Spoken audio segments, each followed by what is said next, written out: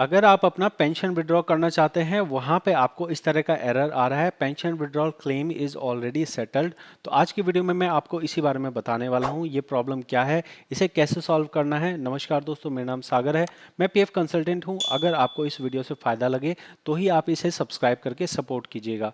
ध्यान से समझिएगा यहाँ पे कहानी क्या है, कहानी पहले समझ लीजिए। कहानी ये है कि पीएफ के अंदर दो कंपोनेंट है, एक है पीएफ, दूसरा है पेंशन। पेंशन के लिए आपको जो है फॉर्म नंबर 10C भरना होता है। इस फॉर्म नंबर 10C को भरने के लिए आपके पास ऑनलाइन में ही ऑप्शन आता है। अभी पीएफ ऑफिस का ये कहना है कि भाई साहब बहुत बार पीएफ मेंबर क्या कर रहा है, पीएफ भी निकाल रहा है और पेंशन भी निकाल रहा है, लेकिन क्योंकि पेंशन पीएफ मेंबर को बार बार उसकी पासबुक में दिखती रहती है तो उसको ऐसा लगता है कि भाई मेरी पेंशन निकली नहीं है, और वो दोबारा अप्लाई करने की कोशिश करता है। कैसे देखेंगे इसको? इसको देखने के लिए यहाँ पे आ जाइए। देखिए यहाँ पे मेंबर ने अपना पीएफ जो है वो 2023 में निकाला है। अब 2023 में निकालने के बाद यहाँ पे इसने निकाल लिया, ठीक है। यहाँ पे इसका पीएफ अमाउंट तो जीरो हो गया, लेकिन पेंशन अमाउंट में आज भी 1,11,000 रुपये दिख रहा है। जबकि यहीं पे अगर मैं इसे क्लेम पे ले जाऊं, क्लेम पे आपको नजर आएगा सेटल क्लेम पे कि 1,11,000 की जगह पे उसको 1,16,000 रुपये मिल गया है, तो भी उसको वहां पेंशन दिखती रहती है। तो अगर आपका ऐसी स्थिति है जहां आपका पेंशन सिर्फ आप इसलिए दोबारा अप्लाई करना चाहते हो कि आपको पेंशन दिख रही है, तो आप ये समझ लो कि आप यहाँ सेटल क्लेम पे जाओ, सेटल क्लेम पे देखो कि क्या मेरा पेंशन मेरे को मिल गया है। अगर मिल गया है तो जो वो दिख रहा है उसको दिखने दो, वो आपको दोबारा अप्लाई करने की जरूरत नहीं है, ठीक है। ये पहली सिचुएशन हो गई। अब दूसरी सिचुएशन की बात करते हैं, जो कि एक कॉमन सिचुएशन है। वो ये है कि आपका 1,11,000 रुपये दिख रहा था, लेकिन यहाँ पे मिला आपको सिर्फ 1,10,000 या 1,00,000 रुपए नहीं मिले आपको, मान लीजिए मिले 90,000 रुपये।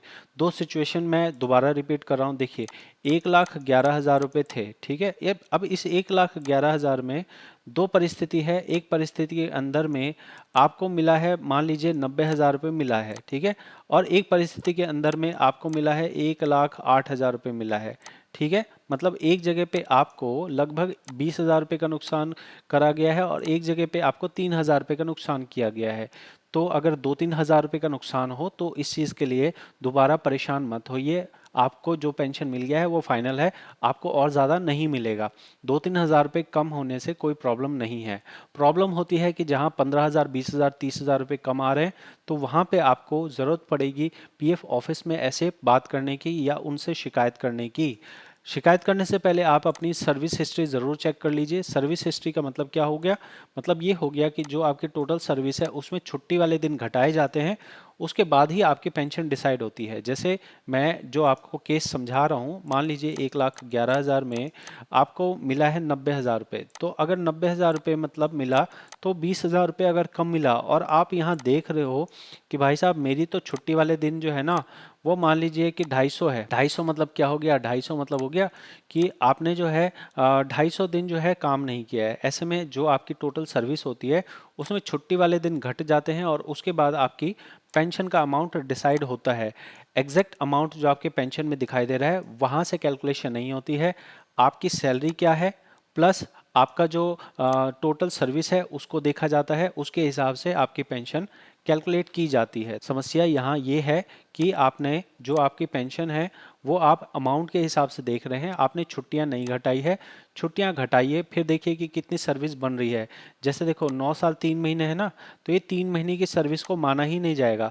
6 महीने से कम की सर्विस को माना नहीं जाता है, ठीक है। इसके अलावा मान लिया और छुट्टियां दिख रही हैं, वो भी कम हो जाएंगी। तो ऐसे में हो सकता है आप अपना हिसाब लगाओ, हिसाब लगा के दिखता है कि भाई यहाँ पे 6 महीने थी इसलिए उसको इग्नोर कर दिया। ऐसे काट पीट के अगर आपको लग रहा है कि भाई साहब ठीक है कम आया, तो इसमें हमारा ये छुट्टी की वजह से कम आया, तो फिर आप छोड़ दो, फिर आप भूल जाओ कि आपको बचा हुआ पेंशन मिलेगा। फिर आप क्या करेंगे? फिर आप इग्नोर कर दीजिए उसको। लेकिन अगर आपको लगता है कि सारी चीज़ सही होने के बाद भी आपको कम पेंशन बंधी है, तो यहाँ पे आप देखोगे तो आप अप्लाई तो नहीं कर पा रहे। अगर अप्लाई नहीं कर पा रहे तो क्या करोगे? फिर आप जाएंगे सीसीएफ आधार फॉर्म भरने के लिए। आधार फॉर्म या फिर नॉन आधार फॉर्म आपको भरना होगा और इसमें आपको ये लिखना होगा कि मेरा जो है पेंशन का अमाउंट कम दिया गया है, मैं पेंशन का अमाउंट निकालना चाहता हूँ, यहाँ पे टिक करना पड़ेगा और यहाँ पे एक नोट लिख के देना पड़ेगा, पार्ट पेमेंट विड्रॉल, ठीक है, लेस पेंशन रिसीव ऐसा करके लिखना होगा। लिख के आपको पीएफ ऑफिस में जमा करना होगा।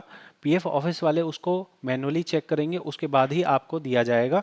ऑनलाइन निकालने की फैसिलिटी बंद कर दी गई है। यहाँ पे आप 19 फॉर्म अगर अप्लाई करना चाहोगे, 19 फॉर्म आपके लिए अप्लाई करने का ऑप्शन है, लेकिन 10C के अंदर इस ऑप्शन को हटा दिया गया है, जो कि एक तरह से गलत है। पीएफ ऑफिस ने गलत किया है, लेकिन जो किया है, अब आपके पास समाधान क्या है वो मैंने बता दिया है। 2-3 हज़ार रुपये पेंशन कमाए, इग्नोर करना। एनसीपी डेज कम होने की वजह से आपके पेंशन कमाई है, इग्नोर कर देना। अगर उसके सब चीज़ सही होने के बाद भी 5,000 से ज़्यादा आपकी कमाई है पेंशन, तो आपको भागदौड़ करने में अगर आप सक्षम हो, भागदौड़ कीजिएगा। इसमें बहुत भागदौड़ करनी पड़ती है।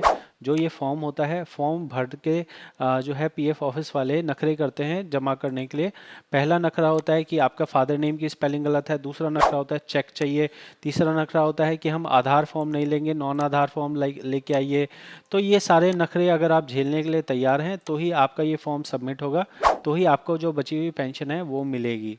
वो भी एग्जैक्टली कितनी मिलेगी वो आप नहीं कह सकते हैं, वो भी राम भरोसे है। तो राम भरोसे काम अगर आपके लगे कि राम जी आपकी जो है काम करने में मदद करेंगे, तो आप निश्चित तौर पे ये प्रयास कर सकते हैं। थोड़ा सा मुश्किल है, मैं आपको रियलिटी बता रहा हूँ। यहाँ पे सरकारी सिस्टम है, तो इस मुश्किल को अगर आप झेल सकें तो आप इस प्रोसेस को फॉलो कर सकते हैं, और एक आसान काम आप कर सकते हैं सब्सक्राइब करके, क्योंकि ये बहुत आसान है। मैं आपकी हेल्प कर रहा हूँ, आपसे रिक्वेस्ट करूँगा सब्सक्राइब कीजिएगा। मिलते हैं अगली वीडियो में। बहुत बहुत धन्यवाद।